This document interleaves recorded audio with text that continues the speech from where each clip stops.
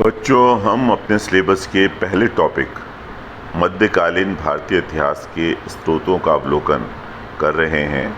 हमारा जो समय काल है वो है 1526 से 1761।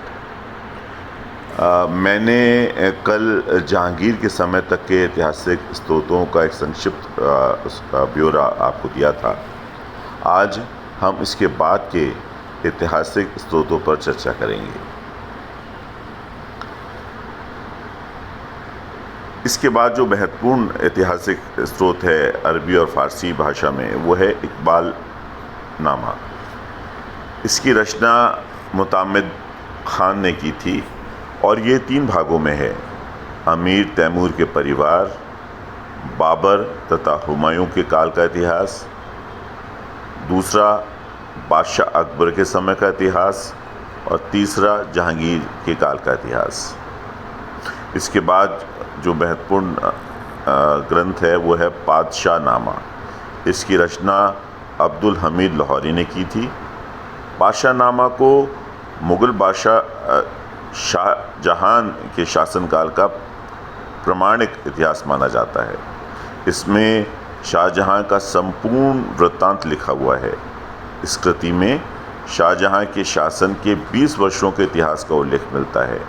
इसमें शाहजहां के शासनकाल की सामाजिक, आर्थिक एवं राजनीतिक स्थिति पर भी प्रकाश डाला गया है।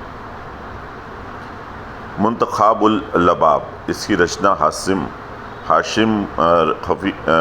खान ने की थी। दक्षिण भारत के इतिहास को जानने का ये महत्वपूर्ण स्रोत है। उसके बाद है नस्खाए दिल खुशा। इसके लेखक भीमसेन थे और दक्षिण भारत के इतिहास को जानने का यह भी एक महत्वपूर्ण स्रोत है।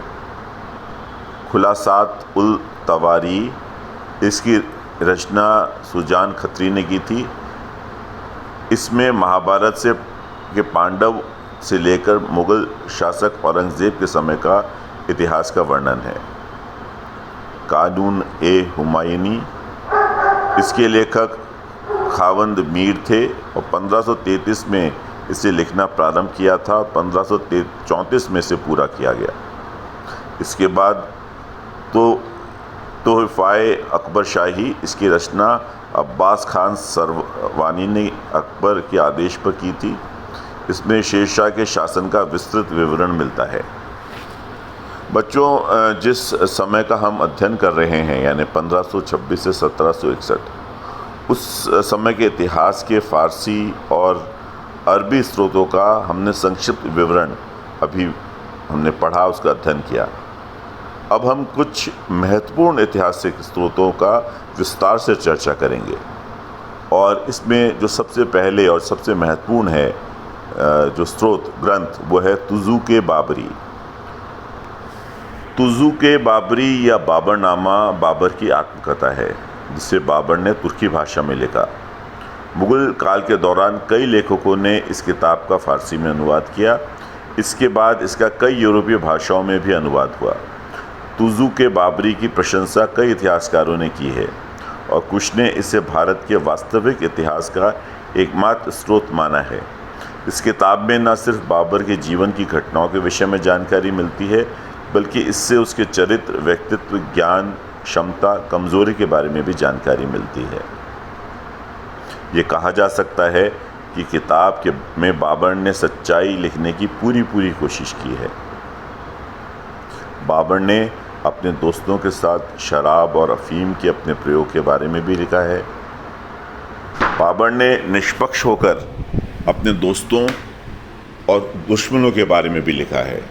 उसने दौलत खान लोदी, इब्राहिम लोदी, आलम खान लोदी, राणा संग्राम सिंह आदि के चरित्र, व्यक्तित्व और उनके कार्यों के बारे में भी लिखा है।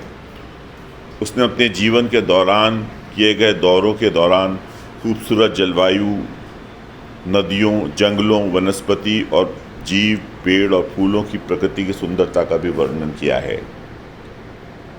उन्होंने एक जगह लिखते हैं कि भारत के लोग उस वक्त जो पुरुष थे वो लंगोट पहनते थे और महिलाएं सिर्फ एक कपड़े से अपने शरीर को ढके रखती थी।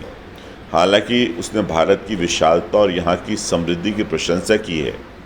उसने भारत के बरसात के मौसम की सराहना की है, लेकिन यह भी लिखा है कि यहाँ मौसम में नमी के कारण सब कुछ ख़राब हो जाता है। बाबर ने यहाँ हर तरह के कामगार बड़ी संख्या में उपलब्ध होने और बड़ी संख्या में उनके आगरा, सीकरी, बयाना, धौलपुर, ग्वालियर और कोल पर अपने भवनों पर काम करने के बारे में भी उसने लिखा है।